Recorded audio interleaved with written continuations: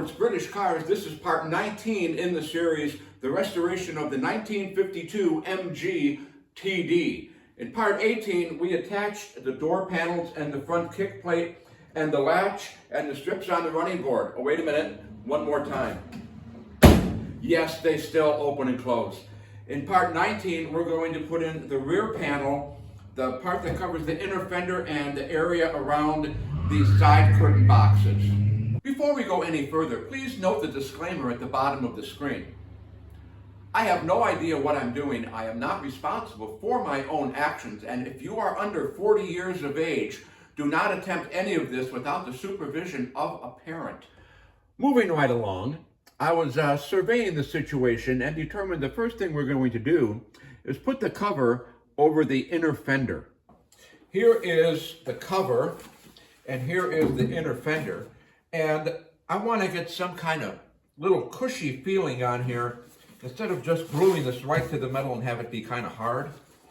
So what I did is I have this, about 1/4 inch padding that I've already cut.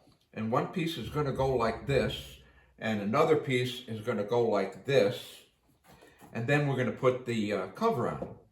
You know, of all the stuff we have to do back here, this is actually the easiest part. I've got my Elmer's spray adhesive, so I'll start by just putting a little strip here, like that, and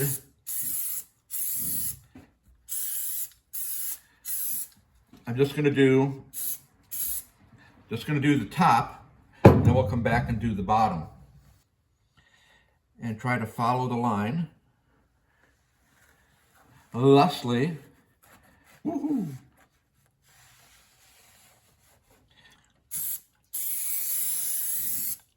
I'm going to put a little bit on the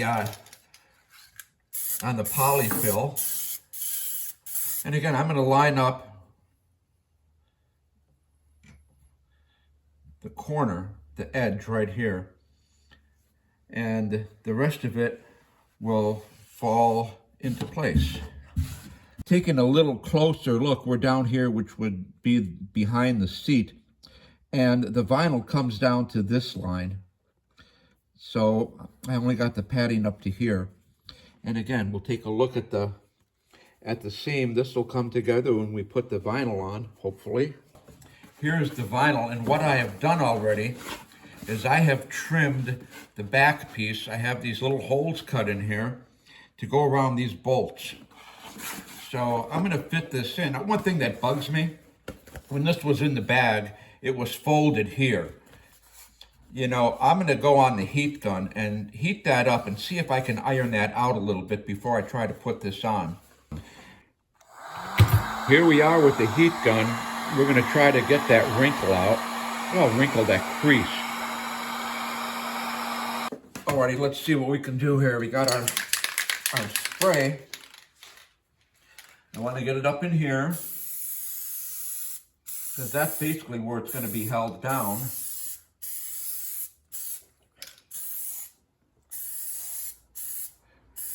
And on the corner.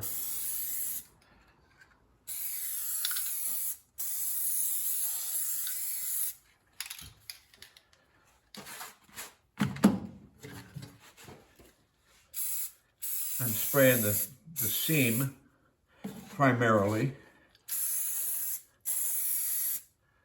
and the edges. And again, I don't know what I'm doing, so we'll see what happens. I'm going to start by putting this bolt in the hole and this bolt in the hole, and get this edge and corner in the right spot. And getting the seam on the corner as best I can here.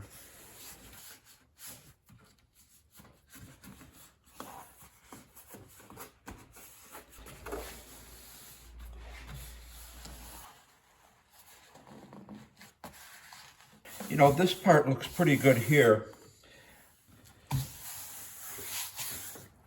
I don't know if you can see, I got a little wrinkle here. So what I'm going to do is get my glue, okay, I'm going to spray some on the back of here and on the wood.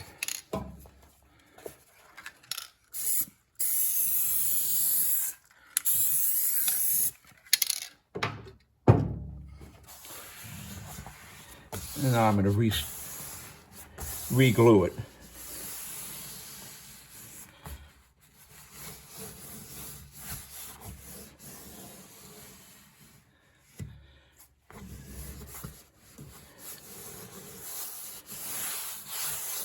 Okay, I think that's about as good as I'm going to get with this one.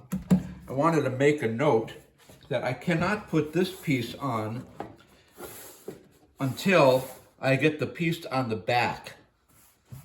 So we're going to do that piece next. This is the original piece of vinyl that was across the back of the car. I'm going to use it for a pattern and cut it from the new vinyl that I got with my interior kit.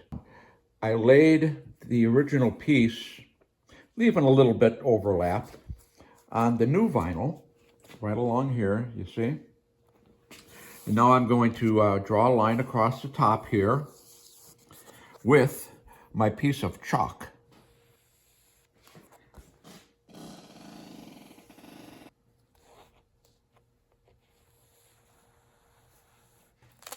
There you go. I know you're going to comment on my lovely purple scissors. These were my daughter's art class scissors in 2nd grade. So I'm repurposing them.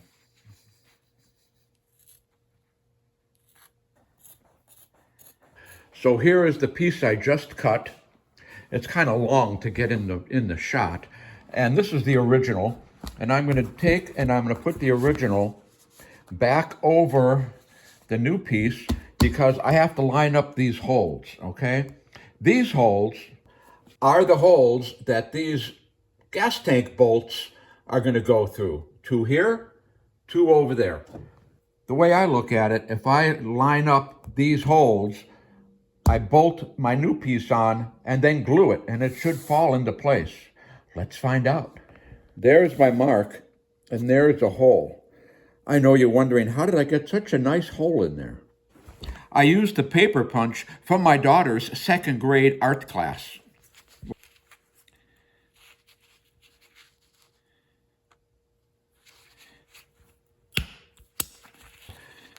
There's the holes, but before I can put the vinyl under these bolts, which hold on the gas tank, I have to go way down there and loosen the bolt that holds the strap on that's holding on the gas tank, I think. I loosened up the acorn nut, and you can see there's a space here now. I'm going to take this bolt out.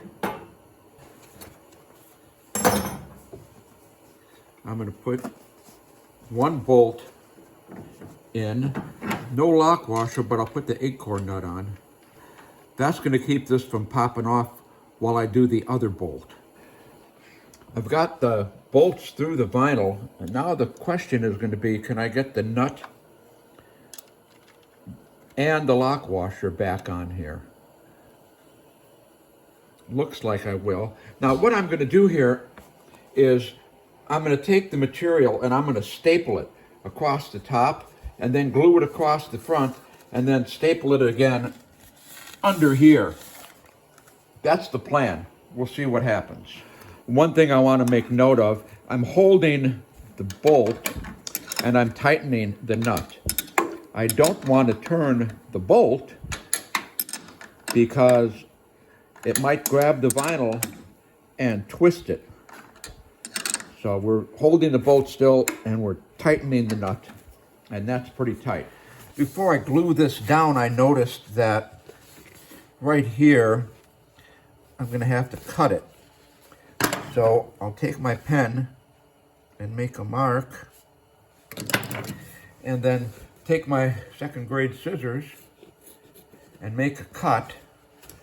So this will go like that, and this will go like that.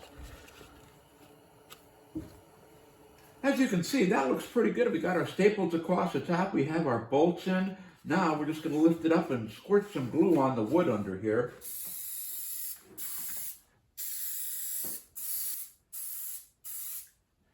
Another thing to note, I just went and wiped the ends of my fingers off with lacquer thinner to keep me from putting fingerprints on my new interior. And just, again, gluing this in place. And after I get this glued down, I'm going to reinforce it with staples.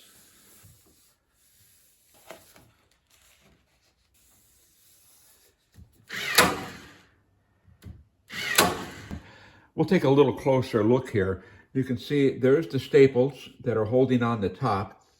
There's the bolts that go through that hold the gas tank. And if we can look underneath, you can see where the staples are and how this is glued to the back all the way across.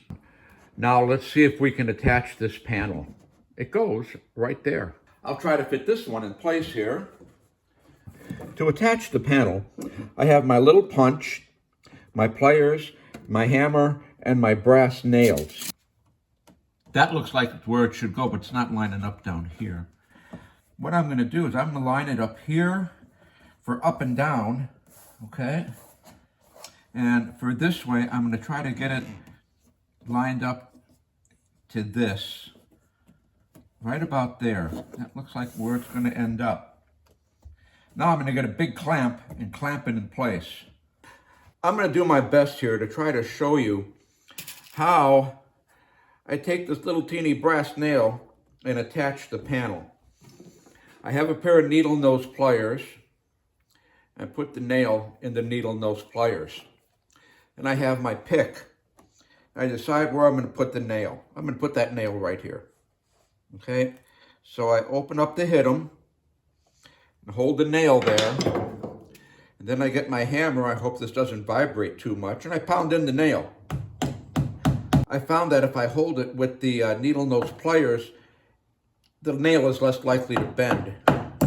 Then I'm going to take my pick again, open up the hit'em, and grab it with the pick, and you see the end of the pick, the end of the punch. Well, it's either concave or convex. I can never keep those two straight. It always throws me for a curve. Anyway, that's going to fit around the dome of the nail. And then I'm going to pound it in the rest of the way. Now, I'll take my pick and I'll pull up the hit'em.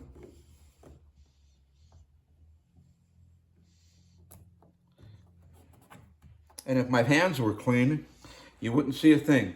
And I do that about every 3 or 4 inches. Now that we've attached the bracket for the seat back, it's time to do the hard part. So yeah, this is the hard part. This is the side curtain box, the part that's against the back behind the seats. This is going to take a while. I have to do 2 sides. I have to do a new door and do something with the top of the side curtain box. This is the previous interior. I'm not going to call it the original interior because this is aluminum. This is not original. So this is the previous interior. We're going to have to recover everything with the new material, nice vinyl, and of course we have felt for the back of the new door. So we're going to do that in part 20. As far as part 19 goes, we didn't spend any money. We're still at $16,393.96. So be sure to tune in to part 20. We're going to do the side curtain door and box. We'll see you next time.